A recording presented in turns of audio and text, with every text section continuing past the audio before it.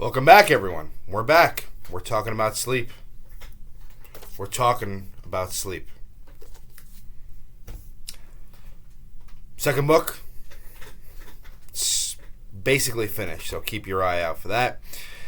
Thank you for watching this video.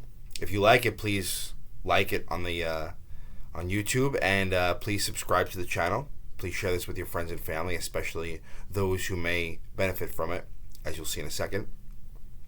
And as I always say, these videos are for educational purposes only. If there's a question on this video or anything else, just leave it in the comment section down below.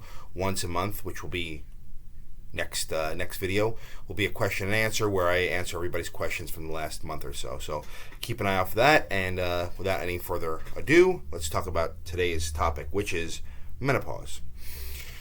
So yes, this is for the ladies. So if you're a man, feel free to not watch. Menopause is a very interesting time in a woman's life, and a lot of things happen. The hormonal changes that occur really can affect sleep, so that's what we're going to go over today. So the two main things that happen, or the two hormones that are most prominent in this case, is estrogen and progesterone.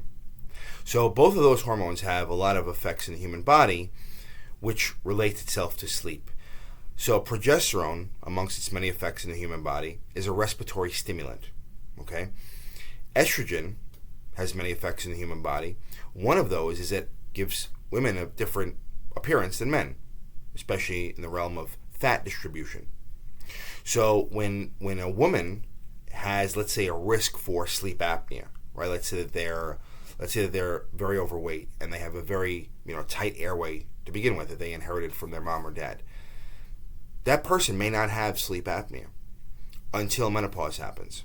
Okay, so what happens is they like I said, I've seen this a million times in my practice where somebody said, she's 58, let's say, and she says, Doc, I never snored before, I never had sleep apnea before, and now I'm 58, and the last 10 years things have kind of gotten worse, and now I'm snoring, and I think I'm waking up gasping. And the reason for that is same weight, same appearance, everything, but estrogen and progesterone are no longer there. Okay, so progesterone, like I said, is a respiratory stimulant. So, throughout the night, she may not be breathing as deeply. And then estrogen, because it's no longer there or no longer being produced, it allows fat to be deposited in the neck region.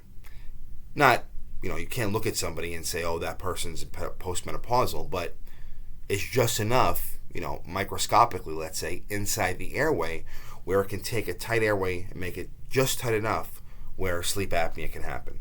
Okay, so those two things are very, very common, right? Estrogen and progesterone, well, they happen, but it's common that they can make somebody who has a potential for sleep apnea make it real. Okay, so actually, once women are actually protected against sleep apnea until menopause, then that risk doesn't reach men, but it gets closer.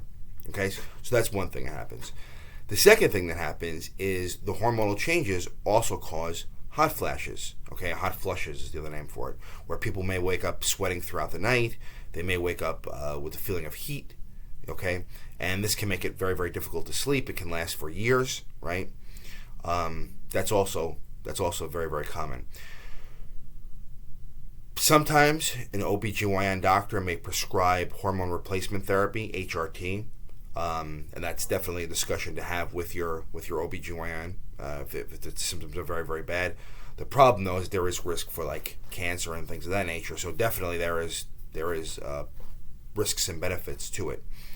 But usually, what I do in a case where somebody comes in and they're going through menopause or they're postmenopausal and still having problems is just try to deal with the issue that's at hand, right? So if sleep apnea is a problem because of menopause, obviously taking care of the sleep apnea should eliminate the problems, right?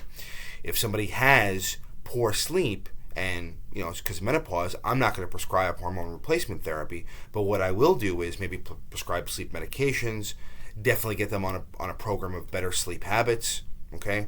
And sometimes hormone replacement therapy is needed, but again, that's a discussion for them in the OBGYN. So if you're going through menopause, if you're about to go through menopause, if you know somebody who's in that category, just be aware these things can happen. Not to everybody, but they can happen. So and there's things that can be done. Okay, so that's important to know. So you shouldn't have to suffer. So that's the video for today, kind of a quick one.